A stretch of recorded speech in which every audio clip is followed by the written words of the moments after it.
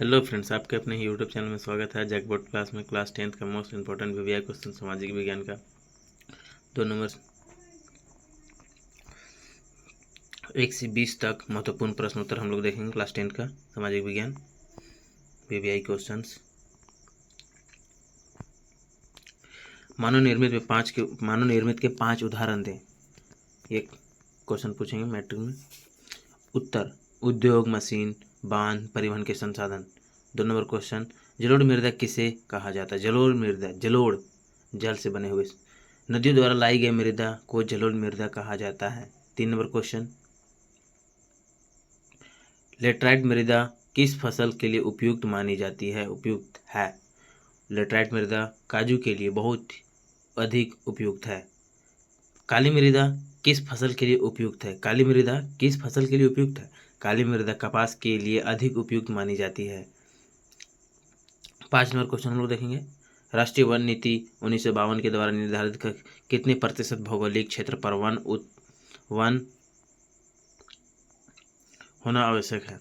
इसका right answer हो जाएगा राष्ट्रीय वन नीति 1952 के अनुसार 33% भौगोलिक वन होना आवश्यक है। 6 नंबर क्वेश्चन देखें। ये मोस्ट वीवीआई क्वेश्चन जो हर एक वर्ष पूछे जाने वाले क्वेश्चन में से एक है। वीवीआई ये नोट कर लेंगे आप लोग कॉपी में नोट करते जाएंगे। उत्तर: सतत पोषणीय विकास से आप क्या समझते हैं? क्वेश्चन पूछेगा मैट्रिक में।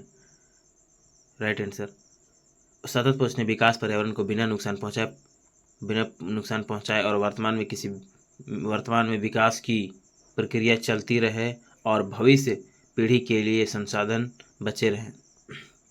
7 नंबर क्वेश्चन: जैव संसाधन किसे कहते हैं? किसे होगा यहाँ पर? किसे कहते हैं? ऐसा संसाधन जिसमें जीवन व्याप्त है उसे जैव संसाधन कहते हैं, जैसे पशु, मनुष्य, वनस्पति आदि। 8 नंबर क्वेश्चन: संसाधन के अंधाधुंध शोषण से कौन सी समस्या उत्पन्न हो गई है? उत्तर हो जाएगा इसका राइट आंसर: संसाधनों के अंधाधुंध शोषण से वैश्विक परिस्थितियां संकट पैदा हो गई है, जैसे भूमंडलीय तापमान, ओजोन परत, यहाँ ओजोन परत होगा, पप्त हो गया है परत, ओजोन परत का अपक्षय, पर्यावरण प्रदूषण तथा भूमि निम्नीकरण आदि। 9 नंबर क्वेश्चन: काली मृदा में कौन सी पोषण तत्व पाए जाते हैं? 9 नंबर क्वेश्चन: काली मृदा में कौन से पोषण तत्व पाए जाते हैं? उत्तर होगा काली मृदा में कैल्शियम कार्बोनेट, मैग्नीशियम, पोटास और चूना जैसे पोषक तत्व पाए जाते हैं। 10 नंबर क्वेश्चन: मृदा अपरदन किसे कहते हैं? मृदा अपरदन मृदा के कटाव और उसके बहाव प्रक्रिया को मृदा अपरदन कहा जाता है। आप लोग इस चैनल में नए हैं तो सब्सक्राइब कर ले, अपने दोस्तों के पास शेयर करें। ऐसी मोस्ट इंपॉर्टेंट वीवीआई क्वेश्चन मैं लाता रहूँगा, इसलिए अपने इस चैनल को सब्सक्राइब करें, बेल आइकन को घंटी दबाए रखें। अब हम लोग 11 नंबर क्वेश्चन देखेंगे। वे जातियाँ जिनकी लुप्त होने का खतरा है क्या कहलाती है? इसका राइट आंसर हो जाएगा वे जातियाँ जिनकी लुप्त होने की खतरा है क्या कहलाती है? उत्तर हो जाएगा वे जाति जिनकी लुप्त होने की खतरा है, यहाँ हो जाएगा लुप्त होने की खतरा है, उसे संकटग्रस्त जातियाँ कहलाती है। 12 नंबर क्वेश्चन: भारत के किस राज्य में सर्वाधिक अस्थायी वन क्षेत्र है? अस्थायी वन क्षेत्र सबसे अधिक भारत में। इसका राइट आंसर हो जाएगा उत्तर प्रदेश। 13 नंबर क्वेश्चन: जैव विविधता क्या है? उत्तर हो जाएगा वन जीवन कृषि फसलों में जो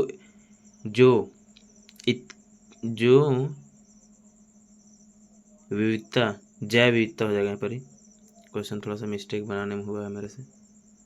जैव विविधता पाई जाती है उसे जैव विविधता कहते हैं। आरक्षित वन वह जिन्हें इमारती लकड़ी अथवा वन उत्पादों को प्राप्त करने के लिए अस्थायी रूप से सुरक्षित रखा जाता है, जिनमें पशुओं चराने तथा खेती करने की अनुमति नहीं होती है, उसे आरक्षित वन कहा जाता है।